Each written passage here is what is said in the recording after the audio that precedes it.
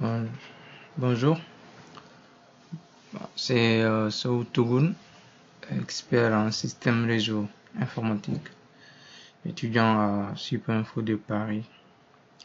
Bon, aujourd'hui je vais vous présenter une vidéo qui se porte sur la gestion de parc informatique avec le couple ZLPI et OCS. ZLPI gestion libre de parc informatique et OCS Open Computer. OCS Open Computer Next Generation. Donc, c'est des outils qui permettent de faire la gestion et l'inventaire d'un parc informatique. Donc, sans plus tarder, nous allons passer à l'installation. Pour cette vidéo, je vais vous présenter juste l'installation des prérequis. Et après, on aura une deuxième vidéo qui va se porter sur l'installation des outils même et la configuration. Ok, donc voilà.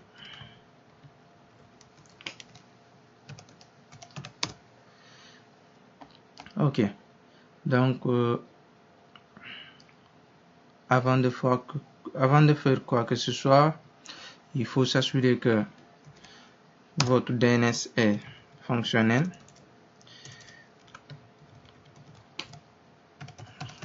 Ok, ça. Donc il faut d'abord au préalable installer et configurer le service DNS et le service web, c'est-à-dire le HTTPD. Donc désactiver le pare-feu, etc. Donc on va voir. Donc ça va, mon DNS répond très bien.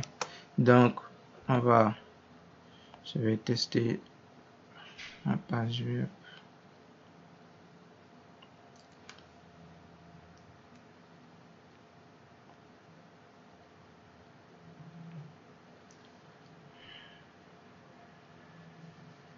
Ok, donc ça va. On voit que par exemple si je mets mon nom de domaine, ça répond.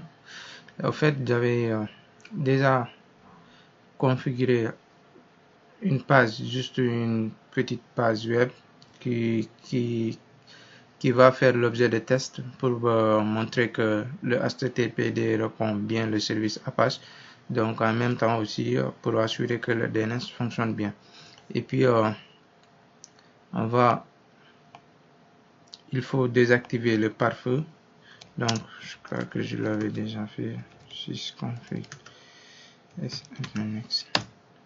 Ok, donc par défaut le pare-feu de Linux est activé, donc c'est en mode enforcing. Donc soit on le met en mode permissive, là-bas il faut autoriser le trafic, mais quand on le met en mode disable, donc là on le désactive carrément. Donc je vous conseille de mettre en mode disable pour désactiver le pare-feu carrément.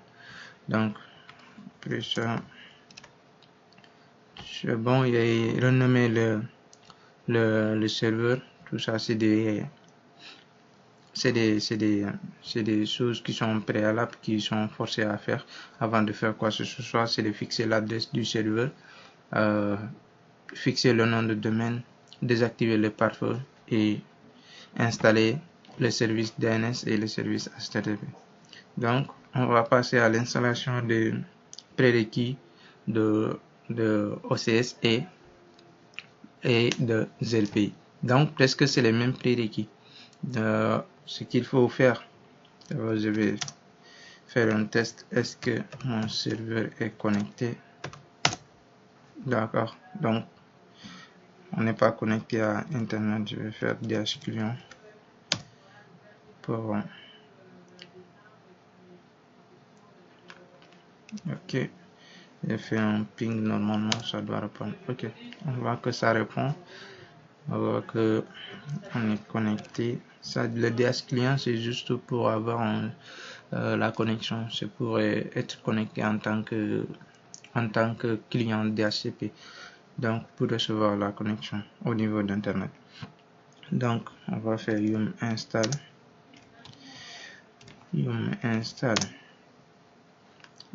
pour le serveur de base de données MariaDB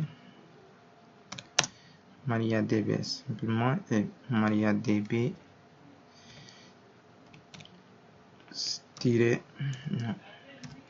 serveur.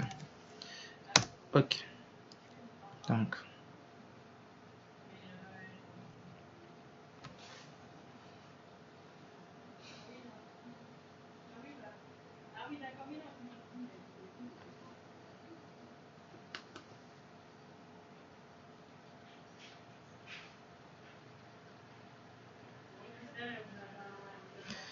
yes, on met Y pour découvrir.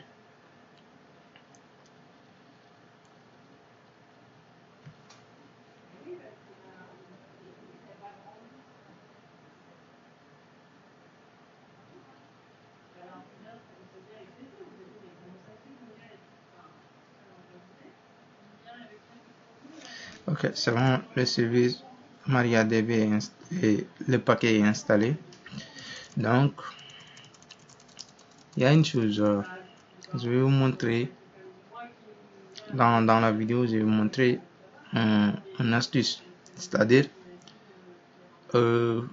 normalement, on devait installer Perl, JD, Perl, etc. Donc, on peut installer plusieurs paquets contenant le mot Perl. Ok, donc ce qu'il faut faire, au lieu de taper Perl-tel, Perl-autre chose, il faut juste mettre Perl-étoile. Donc, c'est-à-dire le paquet Perl, tout ce qui vient après, il faut l'installer. On tape sur Entrée et normalement, il va installer. Oh non, c'est pas tiré, mais ok. Donc, j'avais oublié de mettre le L-étoile. Ok, Perl-étoile, normalement, ça doit fonctionner. Ah, c'est ça. Ok, donc vous voyez, il installe tous les paquets Perl, Sample, Perl, LDAP, Perl, Common, etc. Donc, il installe tous ces paquets en même temps. Au lieu de taper paquet par paquet, lui, il installe tout. Ok, Perl Apache, vous voyez, donc 1398 paquets. Donc, cette méthode consiste à éviter, par exemple, de taper plusieurs paquets qui contiennent le même mot. Ok, donc c'est ça. On va faire la même chose avec PHP, mais il y aura une petite différence avec PHP parce que ce qu'il faut comprendre, le paquet aussi occupe une taille.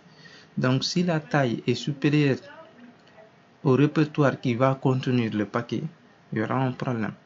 Mais on va esquiver ce répertoire. On va dire que les paquets, on va forcer les paquets à être installés sans pouvoir occuper beaucoup d'espace. On verra.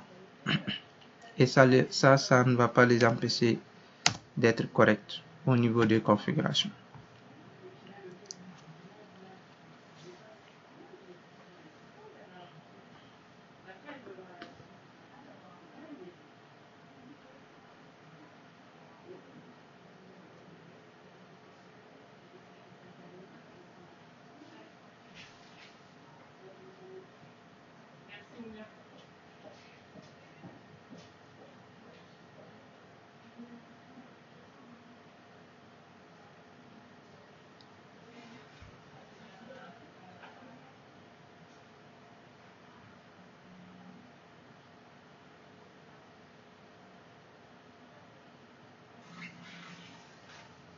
Ok, donc c'est bon, les paquets Perl sont installés.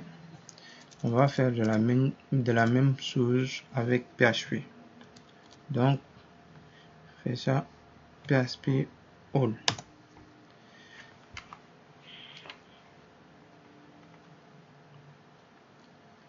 Ok, vous verrez que la première fois, ça ne va pas s'installer. Voilà. Donc, ici, il nous affiche, vous pouvez essayer d'utiliser skip broken pour continuer le problème. Vous pouvez essayer d'exécuter rp-va not file digest, etc. Donc ici c'est quoi? Ce que je vous avais expliqué tantôt. Les paquets sont installés dans des répertoires. Tcl, il ne peut pas contenir tous les paquets, mais nous on va esquiver le répertoire. Donc cela se fait comment? On fait yum install -y pour dire que s'il nous demande de dire yes ou non, ça se génère, ça se fait automatiquement. Donc skip yum, on fait ça, skip broken, yum skip broken install -y, on fait php all. Ok, donc il va installer tout ce qui est PHP en même temps.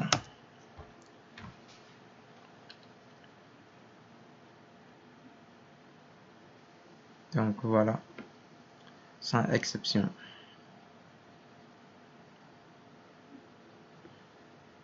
Ouais, donc ça va.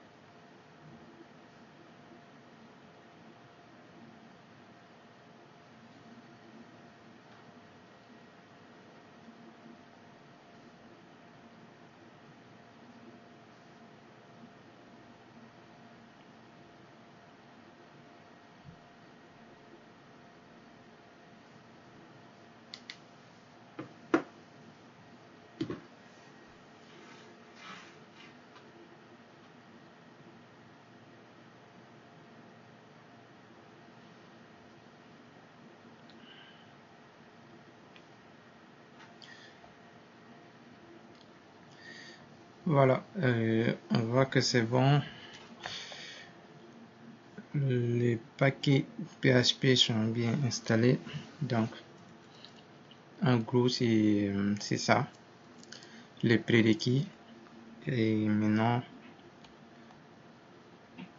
nous allons passer à la configuration de la base de données. Donc, on met MySQL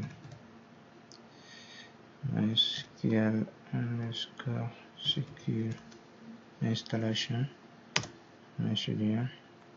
Oh, excusez-moi, avant de faire ça, il faut redémarrer la base de données MySQL. Systemctl MariaDB.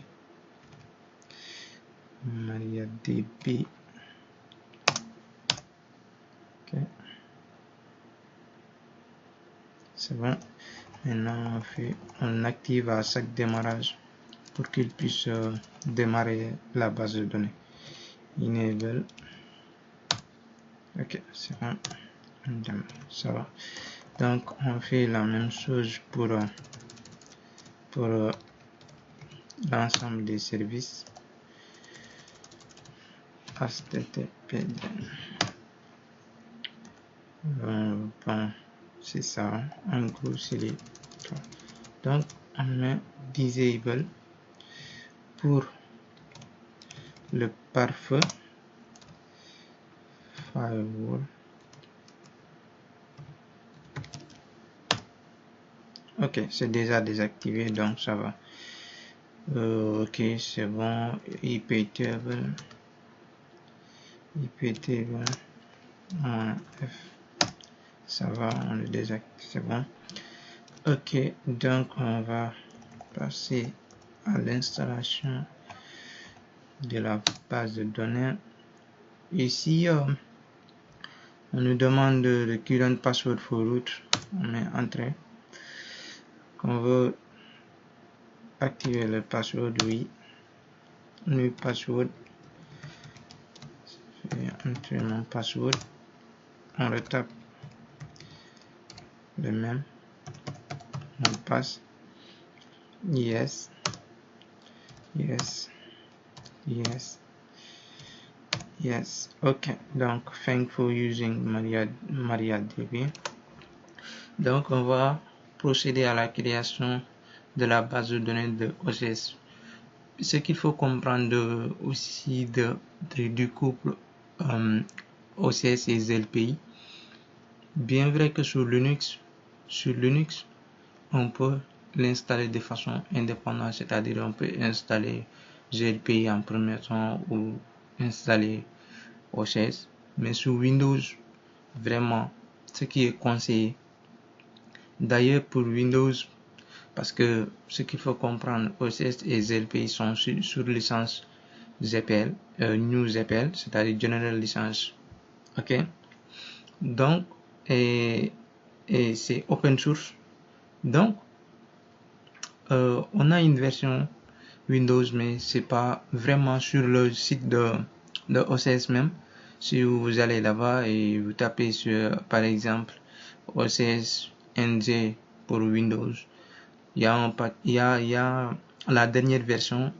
À côté, c'est écrit non recommandé. Donc, ce que je vous conseille, c'est quand vous voulez déployer OCS et ZLPI, faites-le sur Linux. Faites-le sur Linux parce qu'il y a des plugins qui sont pas qui n'existent pas sur Windows. Il y a des services qui n'existent pas sur Windows.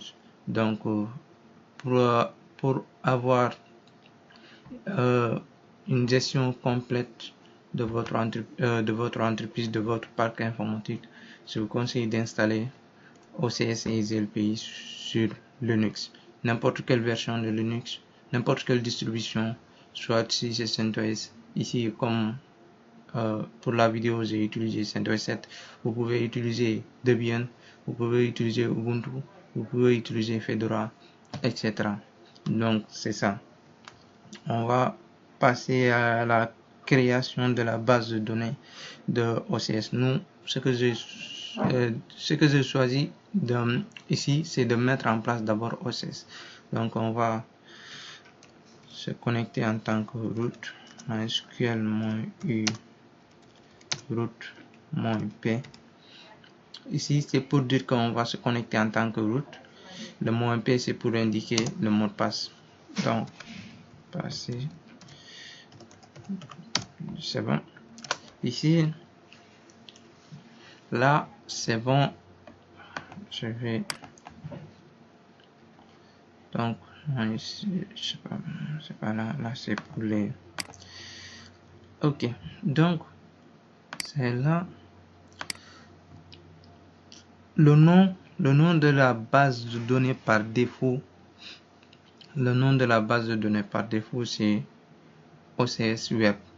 Donc, je vous conseille de maintenir le même nom pour toutes vos configurations. Je ne sais pas après si vous voulez changer ou pas. Ça, c'est à votre choix. Mais ce qui est conseillé, c'est de maintenir le même nom. OK. Donc, là, c'est OCS Web. L'utilisateur, c'est OCS Web et l'utilisateur, c'est OCS. Donc, on fait ça. Create database OCS Web. OK. Donc, ça va. OK, on a créé la base de données. On va lui attribuer les droits, les privilèges. Donc, pour lui attribuer les droits, il faut d'abord un utilisateur parce que on peut créer une base de données, mais si on ne l'octroie pas à un utilisateur, ça ne veut rien dire. Donc c'est parce que c'est l'utilisateur qui doit manager la base de données. Donc le nom de l'utilisateur c'est OCS. Donc ce qu'il faut faire c'est grant all privilege pour dire qu'il a le droit, l'ensemble des privilèges sur cette base de données. Donc ici, comme l'indiqué ici, grant all privileges on OCS Web, au niveau de la base de données OCS, to OCS @localhost. C'est-à-dire quoi? On octroie tous les privilèges au niveau de la base de données OCS Web à l'utilisateur OCS qui se connecte comme localhost, identified by le mot de passe. Donc on met grant all privileges on OCS Web to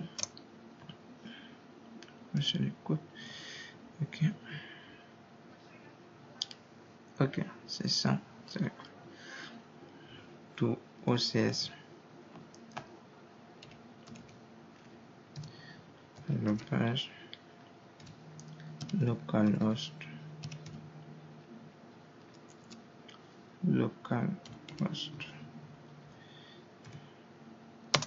identify, je vais vous expliquer ça, identify by, par exemple ici,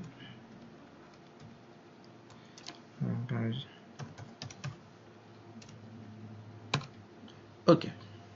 Donc bien vrai que certains peuvent se poser la question à savoir pourquoi il n'a pas créé le mode l'utilisateur OCS. On peut dire create user OCS, mais avec cette instruction aussi, elle crée automatiquement l'utilisateur en lui octroyant les privilèges au niveau de la base de données OCS.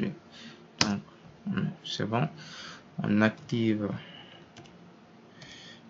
les privilèges. Ok, c'est bon. Donc c'est bon. Exit.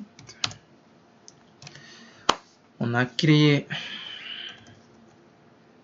système, on va redémarrer MariaDB, ça va.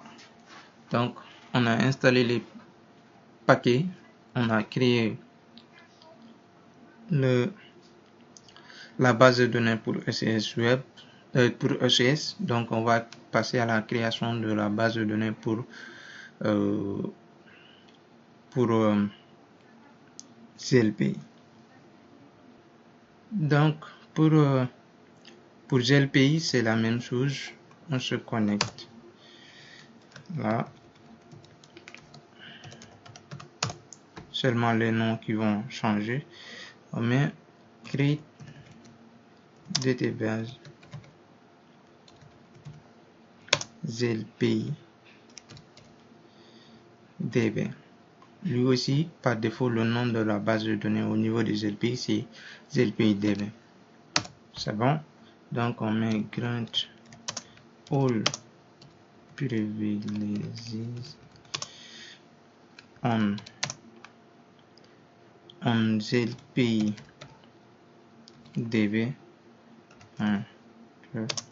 Tout. Son nom d'utilisateur, c'est GLPI user. Base localhost, ok. Identify by le mot de passe. Ok, donc c'est bon. Comme OCS on octroie tous les privilèges au niveau de GLPI DB, au niveau de la base de données GLPI DB à l'utilisateur GLPI user qui s'authentifie par passer à base 2018.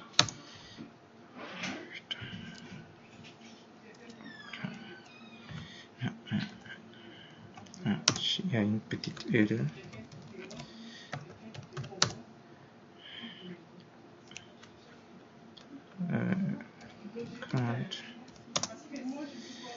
all privileges on GPI DB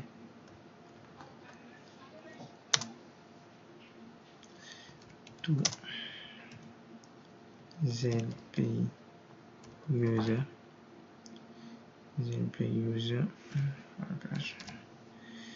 ok, c'était là local host identified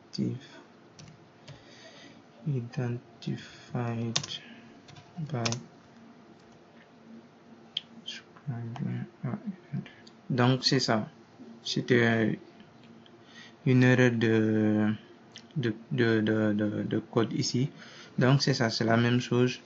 Grant all privileges on au niveau de la base de données tout à l'utilisateur GPI user identified qui s'authentifie par passer à base 2018. Donc c'est bon, et puisqu'on l'a déjà créé, donc on va désactiver flush